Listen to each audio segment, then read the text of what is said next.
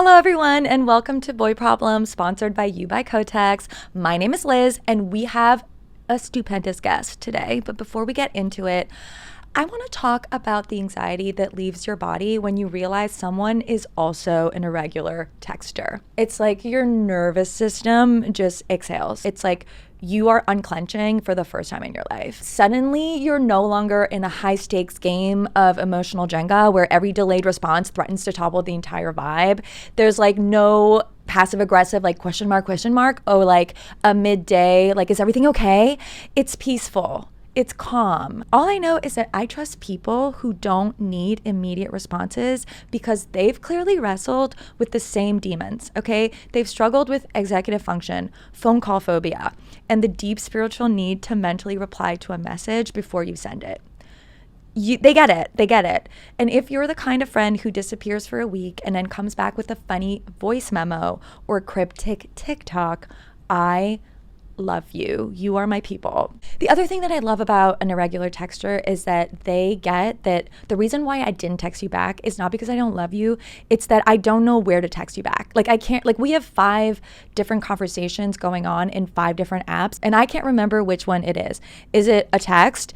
Is it something in like a 17-person group chat that has like a very chaotic nickname? Were we DMing on Instagram? Were we in a like comment section on TikTok? Like I don't remember, but I do love you. Knowing that the person that you text will reply when it's time is healthy. I think that that's good. I think that that should be friendship in 2025. It's a love language. It's ADHD allyship. It's low maintenance, it's high emotion, and it's meme forward. So if you need fast replies, I love that for you. Truly, like, but I'm just like not your girl. This friendship is probably not gonna work because I might forget to text you, but I will remember your trauma, your ex's name, and your gluten allergy. I will remember all those things. I might not text you back. So yeah, if you have an irregular texter in your life and you're frustrated, I get it. But we are not flaky, we're not distant. We're just emotionally exhausted little raccoons who are trying our best.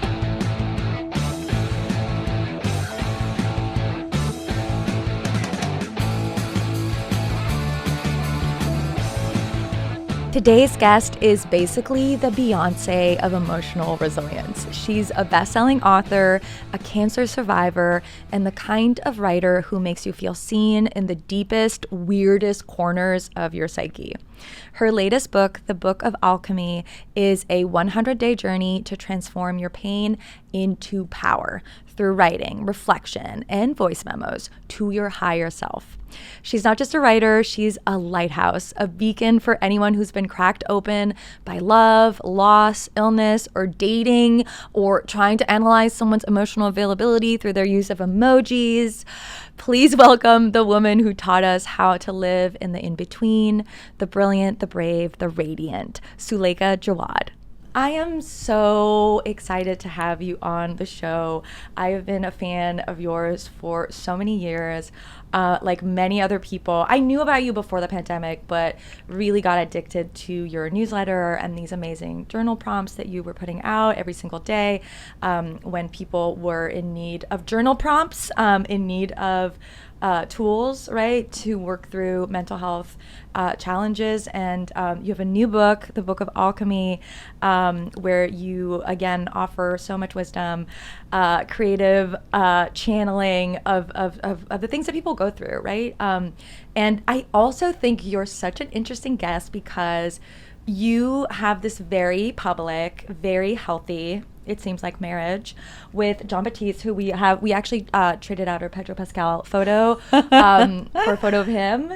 And yeah, you have this like really, basically like there's a lot of conversations about problems, right, between men and women and the difficulties of being in partnership, particularly heterosexual partnerships. But you seem to have really built something really special. And I know there's been obstacles, and please share those with us so that we don't feel bad when we can't compare. But Yeah, can you talk about what makes your relationship really special? Like, what are the ingredients that went into creating, and I'm sure co-creating and continuing to create it in this mad world?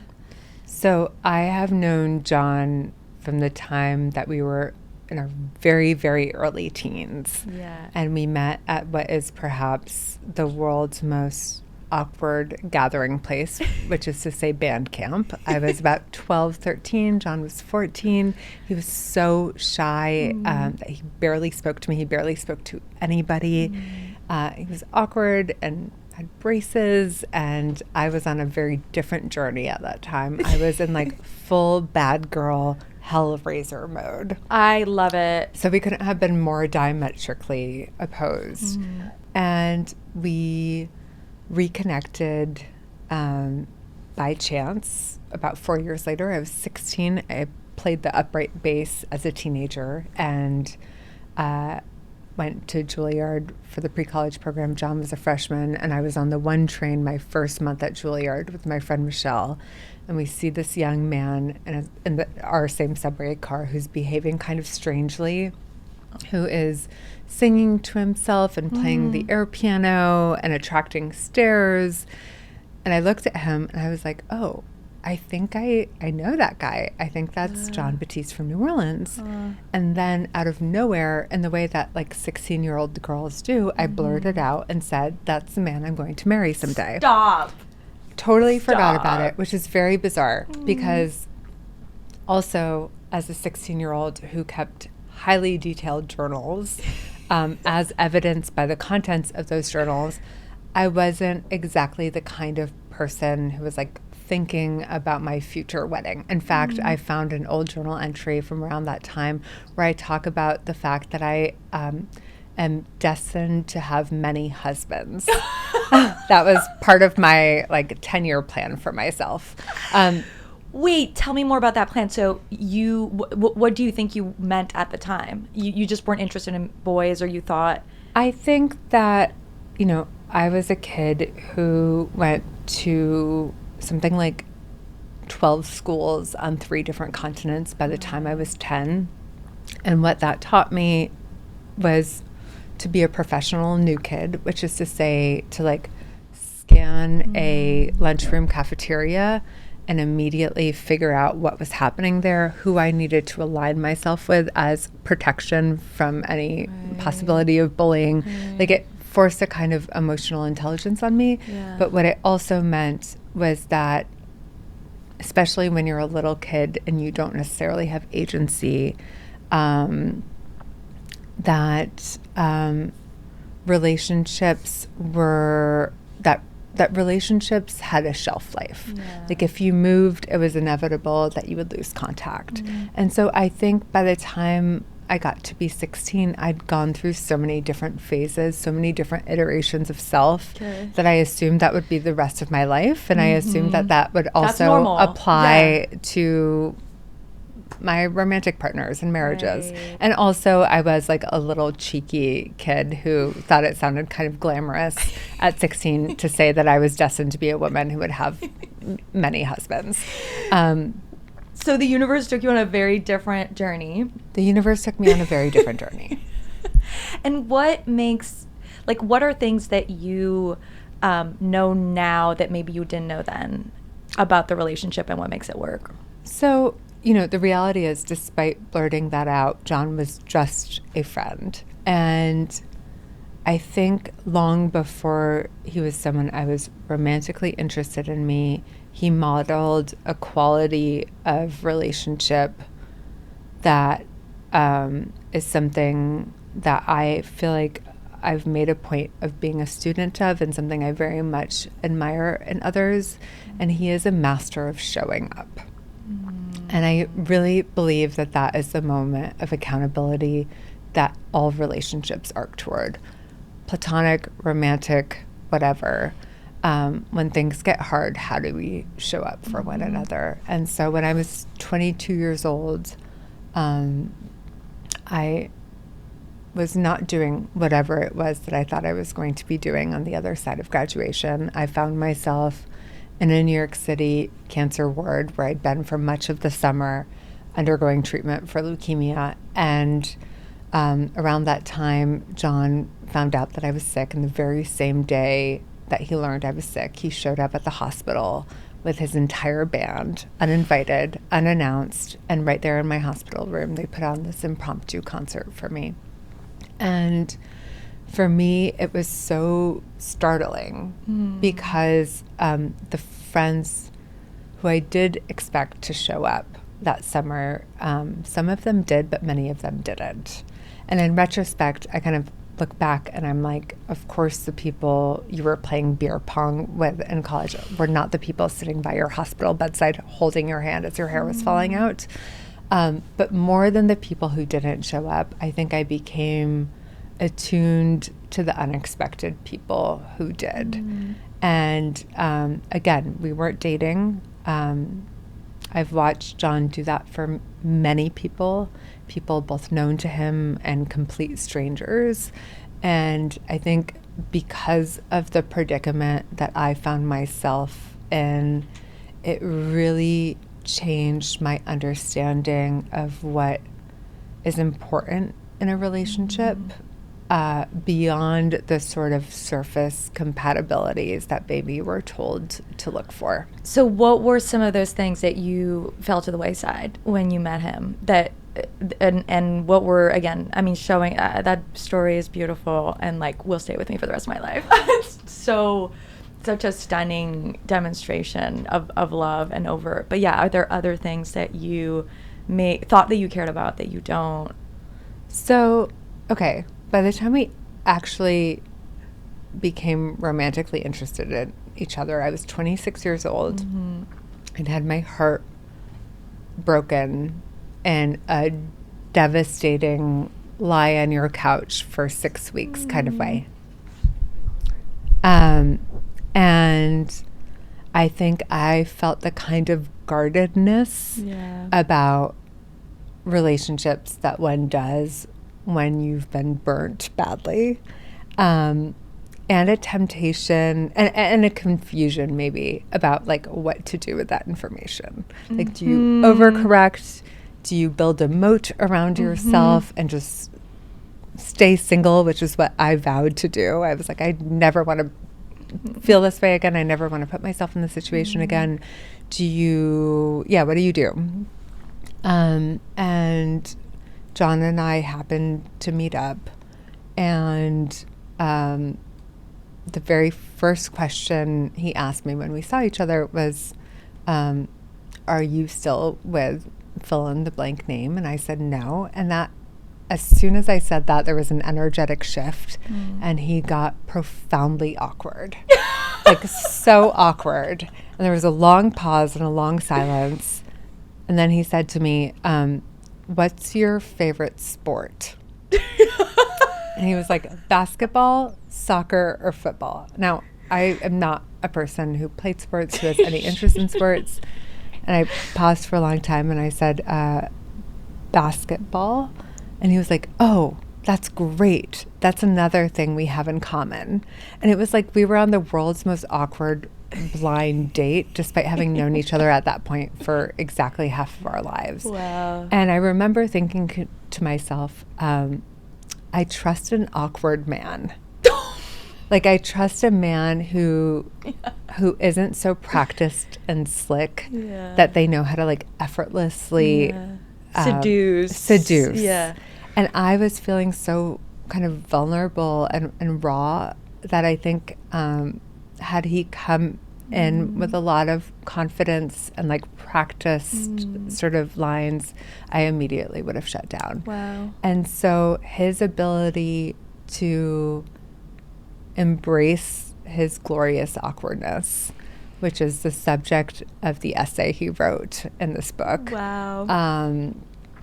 To be a person who may not get it socially right always, in the minor ways, but always gets it right in the ways that matter most, which is to say showing up when someone is hurting, when someone is celebrating something monumental. He's always there. He is the guy who flies to New Orleans for the day to attend his 8-year-old nephew's soccer game and flies home despite whatever it is that he has going on, regardless of how tired he is. And so that's a quality I appreciate. And it's a quality that I think I've really tried to emulate in my own way and to learn from. Yeah, because awkwardness is, in a way, it's like authentic, right?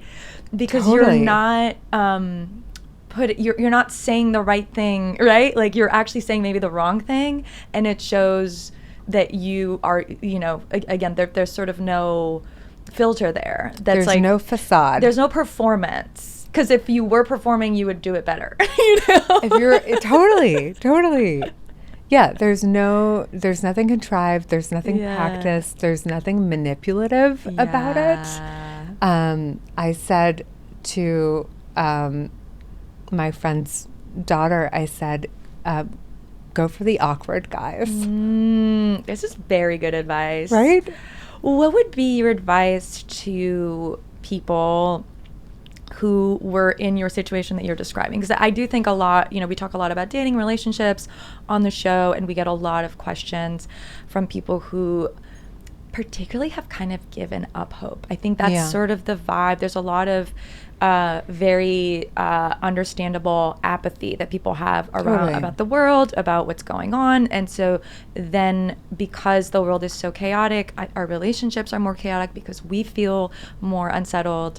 And I think that has created this situation where relationships are maybe more, have more conflict and are more complex. And that means that people sort of don't feel as secure, right, in those relationships. So do you have advice for someone who is at the point of, I don't want 5 husbands, I want 0, and I'm going to end up alone? I don't really give advice, but I will tell you what I did for myself. I was someone who was a serial monogamist from the time I was 16, like one overlapping relationship after another. I did not know how to be alone. And I had this kind of backlog of relationship baggage, as I would venture to say most women do. By the time you enter adulthood, of like okay experiences and really bad ones and everything in between. And so I was carrying that into this relationship. I was also carrying into it both a complete aversion to the idea of being in a relationship and this like reflexive feeling that I should be in one, as the way many of us do. It's like the inherited vision of how your life is supposed to go, where eventually you find your person and you settle down and you do X, Y, and Z. And I found those twin competing feelings really confusing. And so what I knew for myself as someone who was a kind of serial relationship person is that I needed to learn to be in a relationship with myself. I needed to get good with my own company, and that a relationship couldn't be something that would fix a predicament that I was having or that could fill something. It had to be purely additive, and that the only way I could get to that place was by actually spending time alone. And liking it. I think that's the challenge. Or tolerating it at the very least. Yeah. Right? Because I think ultimately under that difficulty of being alone, I think for a lot of people is I don't like myself, right? Because when you're alone, you have no choice but to look at yourself, right? Or I don't even know myself. Yeah. Which was the real one for me. Right. And I was someone who like always figured out who I was through a relationship. Yeah. A little bit. Right. Both in reaction to or, in tandem with someone else. And so, when I met Jon, I knew that there was something there, and I also felt strongly that it was very inconvenient timing because I knew that I had work to do independently from him or anybody else. Interesting. And he gave me the grace of space during that time. And it went on for a long time. I had about a year-long period where I was needing a lot of time alone, where I was not ready to be in a relationship. And where, of course, I had the anxiety of like, what happens if on the other side of this he's no longer available or no longer there. But I knew it would be such a great disservice, not only to myself, not only to any relationship, but to this wonderful person who I respected and loved, to try to go forth in any sort of way. Wow. And so it was a really rocky first couple of years. Really? Yeah. How did you get through that? What were the tools that helped you have such grace for each other? Honestly, for me, it was keeping a journal. Okay. So I started with morning pages. Yep. The practice popularized by Julia Cameron of like 3 stream of consciousness pages that you write first thing in the morning. And I did that religiously for about a year. And it was supremely helpful to me. And at some point, I felt like I was getting caught in the same thought loops. Like I was rehashing the same old details. I was getting bored of the sound of my own voice. And I was kind of plateauing in terms of any insights. Yeah. And so then I started to switch it up in 2 ways. One was reading an essay, an excerpt of like a Virginia Woolf diary or a Susan Sontag diary, and then writing and using that as a kind of prompt to sort of like twist the cylinder a little bit and allow the light to fall differently. And the second was John's idea, who also is a prolific journal keeper. And it was that instead of morning pages, we would address those 3 pages as letters to one another. And so I would write my 3-page letter to him, snap a photo of it, and text it to him, and vice versa. Wow. And it was really interesting because I was always surprised by what I arrived at later. It's not something that I would have said in conversation on the phone. It's not even something that I had in mind in beginning the letter, but there's something sacred about keeping a journal because it's for no one other than you. Yeah. It's not beautiful writing. It's not even grammatical writing. You show up as you are, as your most unedited, unvarnished self, and you follow a line of thought without knowing where it's going to take you. And so we really committed to that. And we've had many journals over the years, and I honestly credit that to our marriage. Wow. And you know, there were a lot of things that we were working out. We come from very different cultures, very different religious backgrounds. There, in most ways, on paper, we would be incompatible. And it took us years of having these sort of really challenging conversations to trust that at the very least, we were both people who were willing to have difficult conversations and who were willing to put in the work, whether that looks like addressing your morning pages to one another or all the other things that come with being in a relationship with someone. What are you writing in these pages? Is it all really nice things, or No. are you like, I'm mad at you right now? Is it like, what? It's all of it. It's nice things. It's I'm mad at you right now. It's I'm having serious doubts about X topic and I don't quite know how to talk about it with you.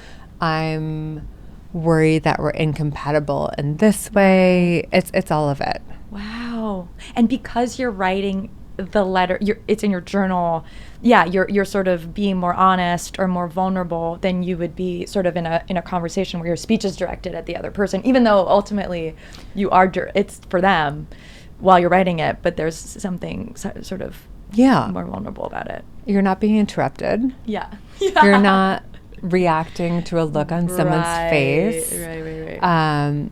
You're in conversation with the self Yeah. and in conversation with this other person. And if you think about it, like a lot of people used to write each other letters in courtship. Yeah. And I think there's actually value either in journaling in a sort of one-way letter form, or actually then, sending that letter to someone. Right. But I think sometimes we think we know what we're feeling, and if you're anything like me, like I don't actually know what I'm feeling until I start writing it down. Right.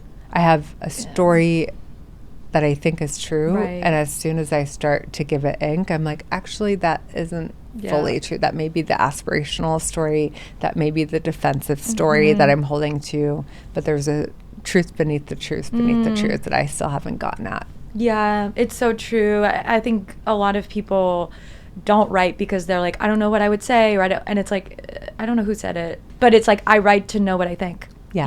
And you really do. Like, you don't know what you think until, or you think you know what you think. Yeah. And then you start writing, you're like, wow, actually, it's very different. And I think women in happy marriages with men have a really unique POV about, yes, the things that like men, and generalizing here, but like men tend to have to work on, but they also have, I know that in my long-term relationships with men, the healthy ones, I've had such an understanding of how complex they are and how like flattened I think society sort of purports them to be. And I think, by the way, it's not just society, like this, like, I do think that men don't know always how complex they are because they're told that they're so simple. And so I think our interactions with men can kind of like validate that stereotype. But yeah, what's something that you've learned about masculinity, or about like men that you, when you came into that relationship, you may have thought was one way, and now you're like, oh, that's actually a different thing. Like a way that their emotions are maybe expressed that you again thought it meant one thing, and you're like, oh, this actually means something different, or I didn't have grace for that, but I do now. Or was he just perfect? No, he wasn't, and neither was I guess. I think I came into this relationship armed with what I thought I wanted and what I thought I needed, and what to me was like an absolute hard no. And I think in a lot of ways, Jon was the least ideal partner for me. Okay. When we started dating, it was like the opposite of what I thought I was looking for. What were the things that were opposite? We seemed incompatible in every way. Like, I am a planner. Jon is the king of spontaneous improvisation.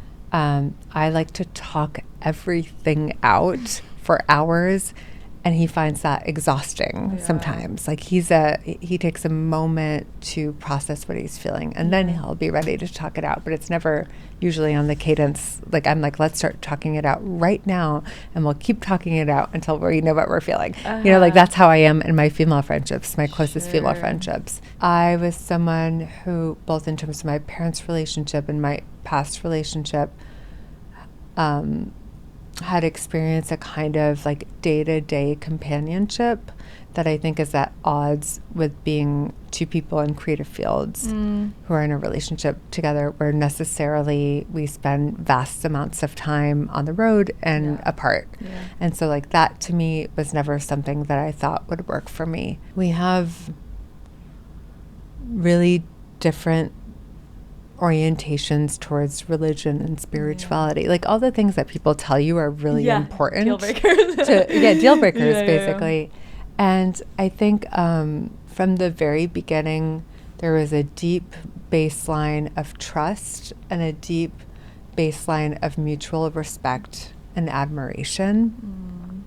But because of all of these other quote unquote incompatibilities, I was very mistrustful that this could possibly be a good long-term fit for me. And probably vice versa, honestly. And so, you know, we were together a decade before we got married. And I feel like, and we talk about this now, we're like, we wish we could time travel and save ourselves the decade of worrying about those incompatibilities and feeling like we needed to resolve them. Because what we meant by resolve them was that we needed to arrive to an agreement. Like, we needed to unify our beliefs. Unify your beliefs in terms of deciding, like, we're going to do this anyways? Unifying our beliefs in terms of the ways in which we're different. Like, we felt like we needed... One person needed to change. One person needed to change. Yeah.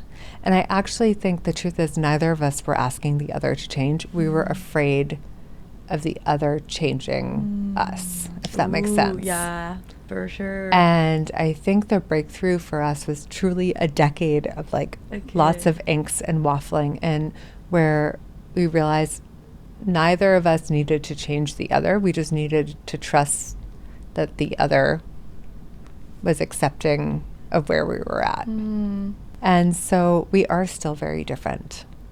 And I think that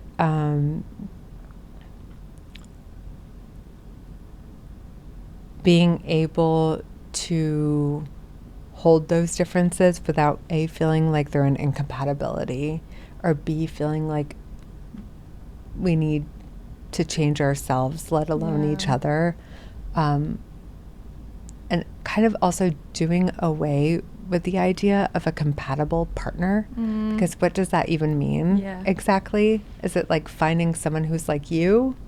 Is it finding someone who checks certain arbitrary boxes, and really focusing on the things that are deal breakers for us, aside from surface compatibilities, but that are questions of value? Like, are you kind? Are you loyal? Do you show up when it counts? Are you someone who can say, like, I messed up and I'm going to work on this, and actually be willing to put in the work? Like, those are the tenets I think of now as the non-negotiables. Not like, do we believe the same things? Do we converse in the same way? Do we like the same activities? Do we have the same hobbies? There's like Alain de Botton has this like piece that I talk about all the time because it was like the most read piece of 2016. It was called Why You'll Marry the Wrong Person. And he basically talks about how on a first date, it's sort of what you're talking about of you'll look for, like, do you also like to jet ski? Do you also like to go to the library on the weekends? Like, and he's like, no, the first thing you should talk about is what makes you crazy. And like, this is what makes me nuts, you know? And then the other person should say it instead of pretending like you're the idealized version of yourself for the first few months or sometimes years, trying to hide, right, those imperfections or whatever, so that you can figure out if they like fit, you know? And I think a lot about my parents who are just celebrating their 35th wedding anniversary, which is so wild, and they hate each other. Like, they love each other, but like hate you know what I mean? Like, they're just like that iconic sort of like couple that just like yells at each other, but like could not love each other more. Totally. But they are so incompatible in so many ways. I'm like, how could I don't know how they live together. But they make it work, and the thing that they always say to me is, like, marriage is literally about one thing, which is, like, you both decide that you're not going to leave the room. Like, you both decide that you're just going to, you know, stay in it and work it out, talk it out, figure it out, right? Like, and again, not to say that anyone should stay in a situation where they're, you know, being treated badly, but it's almost like a choice, you know? And I think... I think a lot about why so many particularly young people, and even not even that young people, like, just there's this sort of trend right now towards people just not being, you know, in these, not wanting to be in partnership, not even wanting to really go on dates, not, you know, sort of choosing a different path. And I wonder how much of that has to do with just like, yeah, just the like I don't know if we know how to do it. Like it's like what you're describing, like because when I look at the both of you, and even watch the documentary, and you do see the struggle, but you sort of idealize, right? Like, and I would have never guessed that for the first 10 years you were deciding, is this going to work? Like, I would have thought, oh my God, they met and it was perfect. And even though I know that's stupid, like I think it's our sort of bias. And I think part of that, right, is because we both have parents who have been married for over 35 years. Okay. And so, and in different ways, I think what's been modeled for us is a no exit partnership, barring, of course, Sure, exactly. abuse or anything Right. horrific. And so I think we both took it seriously, and it was almost like not worth it just to do it. Yeah. If there were, so I, and my mom is from Switzerland. When she never wanted to get married, even when she got pregnant with me, she got married because she needed a green card. Okay. But she was planning to be with my dad long term, and most of her friends in Switzerland have been with their partners, have families, have been together for decades and are not married. It's seen as like a bourgeois thing to get married. So she was very confused by my preoccupation with marriage. And when I say my preoccupation, like both my aversion and fear of it, and also clearly it was something that held a lot of weight for me. Yeah. But I was going to say that what I didn't expect is how much the act of getting married shifted the energy for us. And we got married. We'd been talking about it for a long time, worrying about it for way longer. And when we finally did it, we planned our wedding in 48 hours. Whoa. We had a living room wedding in our house that we had not yet moved into on the eve that I was admitted to the bone marrow transplant unit. And we didn't have a single piece of furniture in our house. We had 4 friends there. We ordered fried chicken sandwiches and champagne and got some flowers and a candle. And the only thing that Jon did do is he rented a grand piano. That was the only piece of furniture. We all sat on the floor, and it was perfect and beautiful. We didn't even have rings. We had like bread twists or bread ties that we twisted on as rings.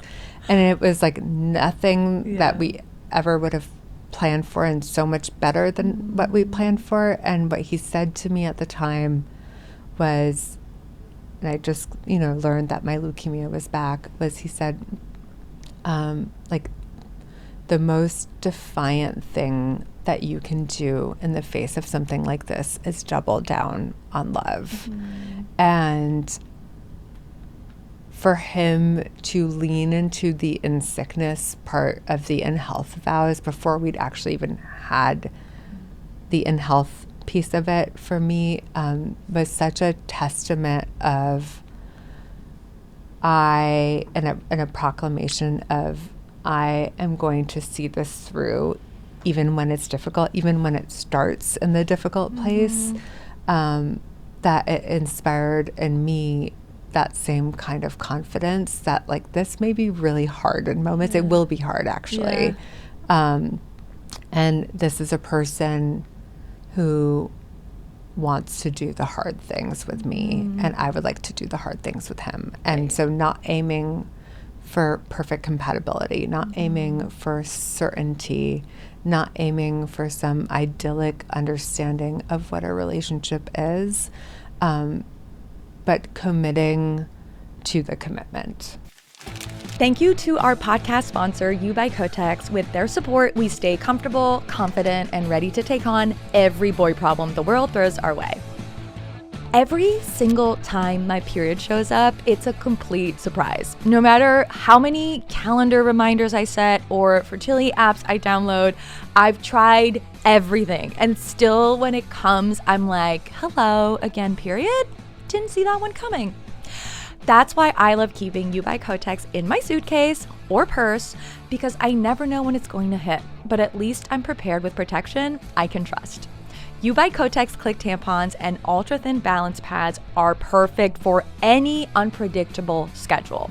Small enough to carry anywhere and compact enough to fit in the chaos of my life. They give me the protection I need, even if my period has a mind of its own. You by Kotex pads, tampons, and liners are available at Walmart, Target, and Amazon, or other major retailers where period products are sold. I have like a speed round. It's the worst question to have to answer, really short, but because we're running out of time. There's the grand gesture, right, which you talked about at the beginning of the interview, of him showing up to the hospital, right, that showed you that he was gonna take the in-sickness part seriously. How does it show up in small ways? Like, what were little things that you are also like, oh, that? I'm someone who sometimes clings to a plan because it makes me safe, but also as a sort of security blanket that holds me back from taking certain risks. Yeah. So he is always pushing me, even when it pushes me well beyond my comfort zone. So we just went on tour together for the first time ever. And, we met at band camp. I played the double bass. I haven't played the bass in years and years. And he was like, you have to bring your bass on stage. And we had full-on fights about it. There may or may not have been a panic attack backstage that delayed the show by 40 minutes. I went out and did it. I did it very imperfectly, in moments out of tune. And it was so thrilling and liberating as someone who is a kind of perfectionist in a way that is very much hampering, to be pushed to improvise and to be spontaneous and to be kind of gloriously awkward and imperfect in my creative work. And so I feel like often he is the person who intuits, who believes so deeply in who I can be and pushes me even when it makes me really mad at him to be pushed in that way, so that I have the opportunity to see what's on the other side of my fear. Yeah, that your, I think partner is not just supposed to make you feel good all the time, right? And actually, challenging you in places where you need, they see growth where you want to grow. Yeah. What is your Achilles heel with men? I love a man in Carhartts.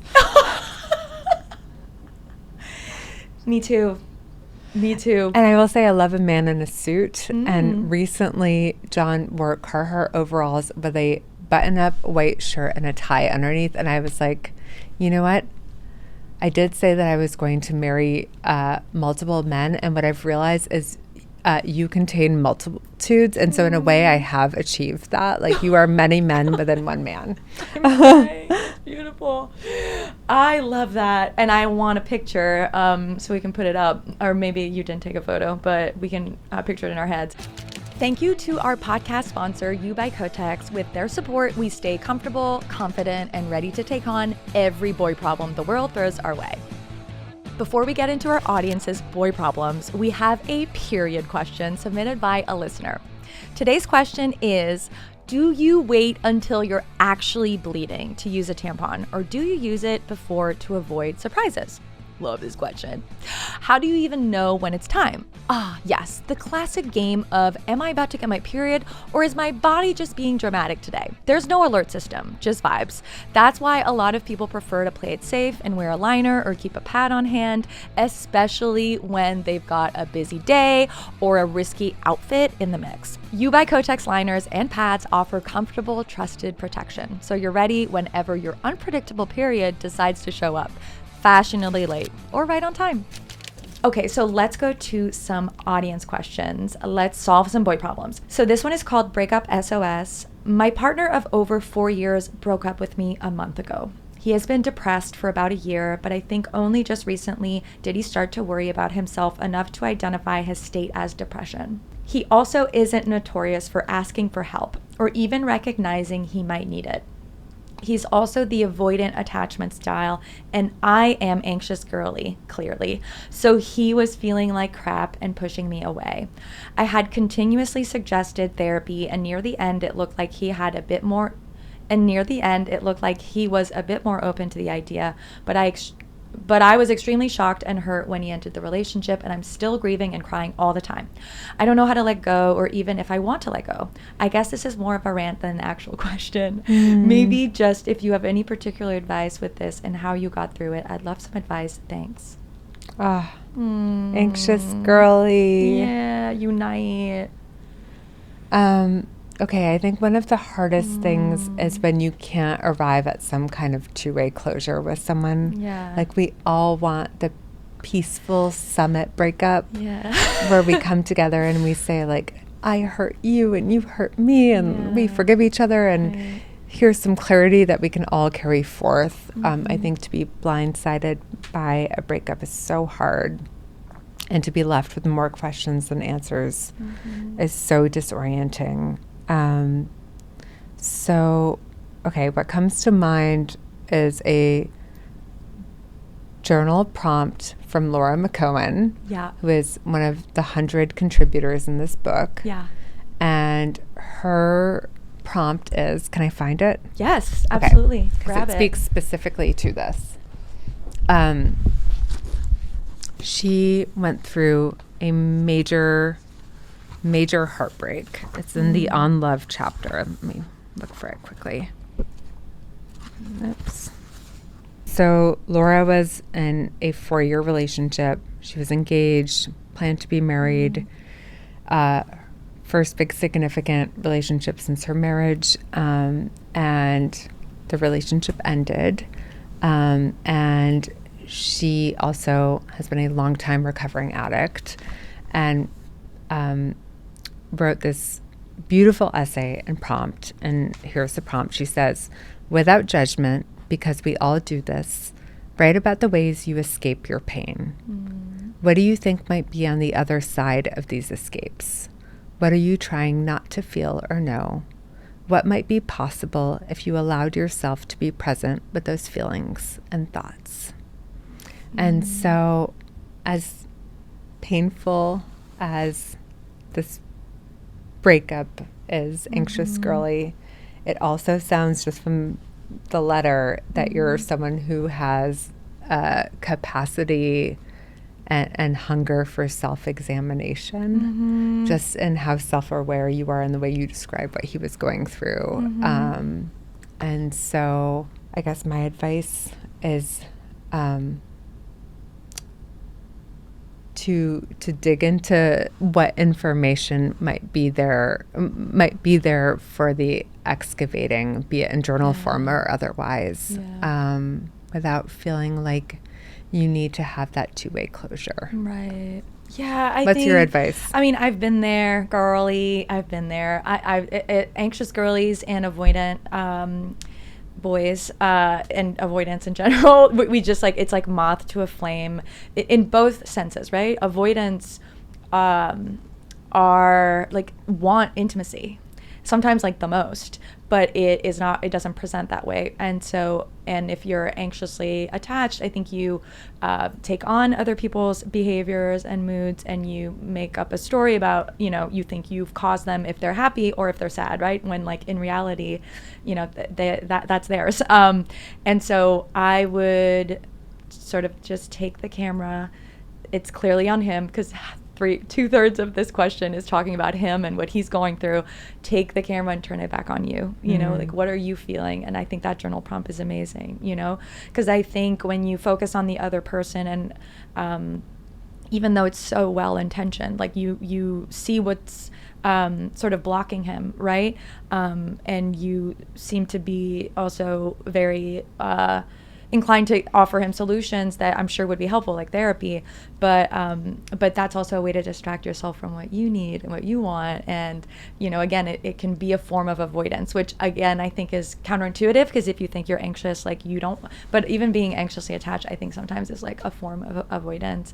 And so when I went through a breakup like this, I gaslit myself with like positive these like Louise Hay tapes, which is like from the 80s. I think she's still alive, but they sound very 80s. And it's her just being like, I love myself, people like me and like appreciate what I do in the world. Like it's very sort of you know, and I would almost just put it on while I was like doing other stuff, so that I would just have another tape, because I think when we're like, I think another thing in this is like, which you talked about, which is acceptance, you know, accepting that this is where he's at, you know. And as women, I think we can like see men's potential, and we can see what, again, they could be doing, but unless he does it for himself, it's just never going to be a relationship that where you get your needs met. And the pull to an avoidant, like, again, it feels like so intense and intoxicating, and I think that can be confusing with like, well, this must be the love of my life, you know, if I think about him all the time and I obsess so much, but actually it's triggering a wound, right? And that's, again, not to say that this guy might not have great qualities, but like it helps me when I go like, oh, this isn't because this person is the love of my life, because my husband would never do this to me. Like I wouldn't feel this way, right?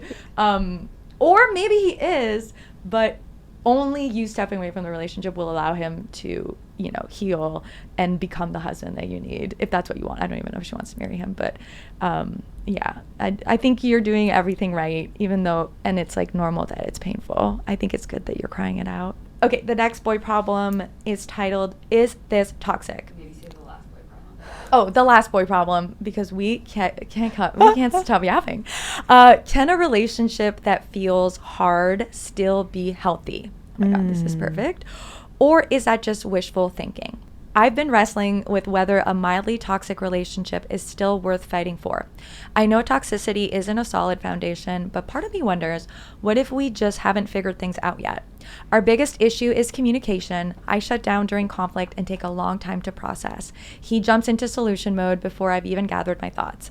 We leave conversations with completely different takeaways, and I process things later, talking to friends and family, partly to convince myself I'm confident in it all. This is the first man I've felt deeply connected to. He sees me, understands me, and has challenged me to grow. He also lives with mental health struggles, which has made him more compassionate, something I've really valued. But I've also had doubts about what it means to be in a relationship with someone carrying that emotional weight. So I'm here wondering, do I fight for this, or maybe do I just get a therapist? LOL. Okay. Both. I was going to say, the two are not a binary. The two are not mutually exclusive. Right. Maybe you get a therapist in order to figure out if you should fight for this. Couples therapy. Have you done couples therapy? I love couples therapy. I think of it as like routine car maintenance. Wow. In fact, I think you should go to couples therapy like when things are good. I think too many people go to couples therapy as life support when something is beyond resuscitation. And to me, couples therapy is really about learning a shared language to navigate the inevitable hard moments. So another thing that comes to mind is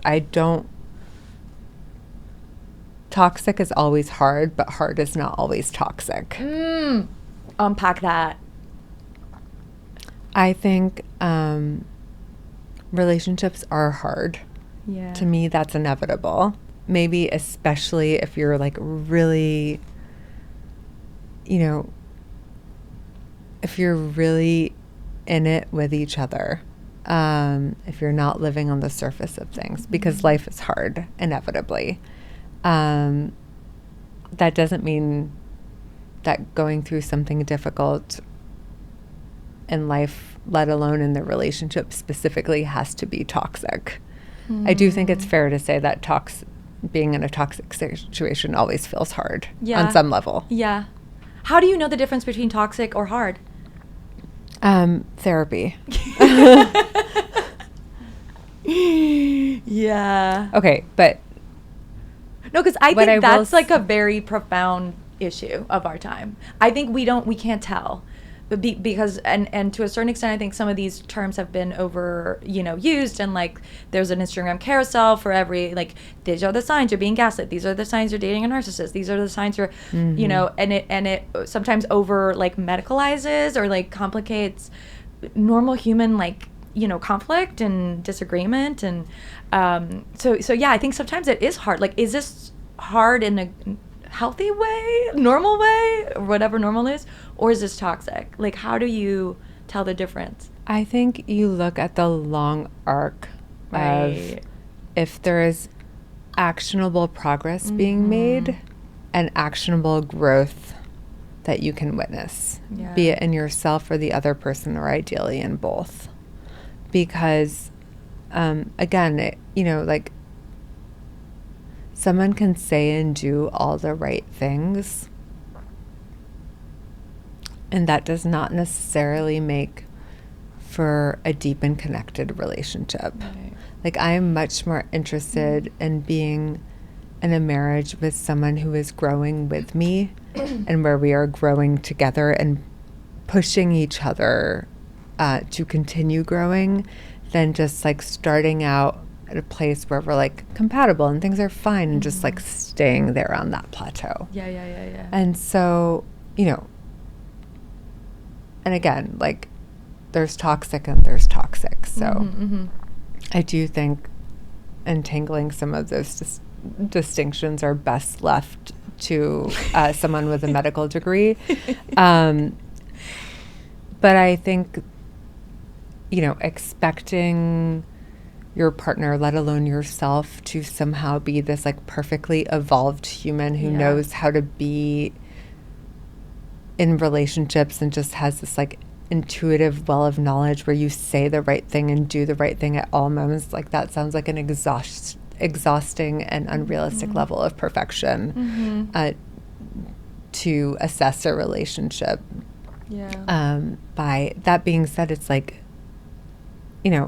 I think of, when I think of my husband, when I think of myself, I am most proud of the ways in which we've each individually grown as a result of the hard moments in our relationship. And so, as the person you're with on record as someone who not only can say, like, I messed up or I need to work on this, but actually then works on it in a long-term way. Yeah, not just with what they say, during the fight, or, as they're resolving it, but what are the actions that follow after that, you know? Esther Perel talks a lot about repair, right? Like, it's not even really, well, the fight obviously matters, and if they're like, calling you names or like whatever, like, obviously that's not good, but it's also about like repair. Like, how do you repair after the argument? And to your point, I think no fight is like neutral, or no conflict is neutral. Like, it either drives you closer together or further apart. And if you're constantly, or not constantly, but like if the pattern is that you're getting further and further apart, I think that's a sign that maybe it's not, I don't know, just take, sometimes I'm like, I just take it as a sign. Like, sometimes I feel like we're very controlling in relationships, and we don't even realize that it's really control, but like, even like, sort of deciding you're supposed to be with someone when it's not working. Like, I've done that where it's like, no, it has to work. And it's like, no, actually it's not working. And like, that's obvious. I don't know if this is toxic or hard or whatever, but I know that it's not working right now the way that it is. Right. And sometimes just sort of like accepting that can be.